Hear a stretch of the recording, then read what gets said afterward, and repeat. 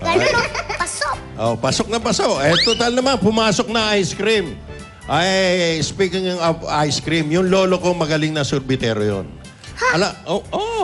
Pag hinawakan na yung kampanilya nun, pinatunog, lahat ng bata sa kalye lumalapit na sa kanya para bilhan ng kanyang tindang ice cream. Talaga? Opo! Opo! Pinagyabang mo na yung lolo mo. Bakit? Lolo mo, nakakainit ka talaga ng ulo. Eh, bakit naman eh? Lapitan na nga yung mga bata eh. Vic, easy ka lang. Eh, kasi naman, yung lolo ko, mas magaling na sorbetero yun. Talaga? Yun, yun, pag nagpatunog ng kampanilya yun, hindi lang mga bata, pati mga teenager, babae, lalaki, Yung mga teenager! lumalapit sa kanya, bumili ng sorbete. Opo! Oh, ayan ha. Oo, paano hindi init ang ulo mo? Oh, ayan ha. Congratulations. Thank you, thank you. Ay, nako.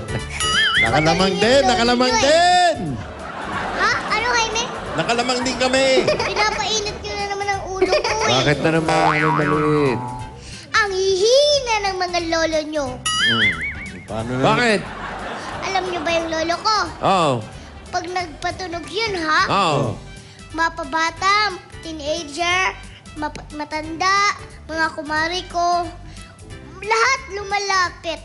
Wow. Citizen, lahat-lahat. Lahat ng tao? Oh, lumalapit. Oo. Eh. Abay, talagang bilib na kami sa pagkasorbetero ng lolo mo. Oo, ganun kagaling na sorbetero Ano lolo nga? nyo.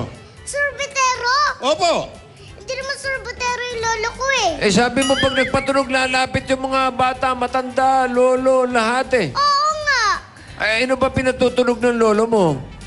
Kampana. Opo. Manero ng simbahan ng lolo ko eh. Kampanero, lolo. Ah!